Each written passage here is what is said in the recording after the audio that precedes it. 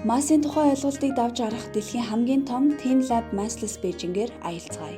TeamLab бол урлагийн бүтээлүүдтэй биеэрээ харьцаж холбогдох боломжтой музей юм. Үүний онцлог нь материалын хил хязгаарыг давж, орон зай, хүрээлэн буй орчноо мэдрэн хүний бие урлаг хоёрын цагийг илүү ойртуулж бие биенээ нээх үе талхыг нээж өгдөг. Уг гайхалтай нээлт нь дэлхийн томоохон хотуудад байдаг учраас жуулчид зөвхөн TeamLab-ыг зорж ирэх нь ч бий. Мөн сүүлийн үеийн ихэнх бүтээлүүд нь Азиар дэлгэрсэн байгаа. Мэдрэгчтэй шалан дээр гიშгэхэд төсөөлийн ертөнцид очисон мэт. Хананд хүрэхэд цэцэг дэлбэлэн амьтад тантай харьцна гэж боддоо. Хүүхдэд тоглох өрөөнүүдтэй болохоор зурсан зураг бодит болгон харьцаж, зурсан загсаа аквариум сэлүүлэх боломжтой.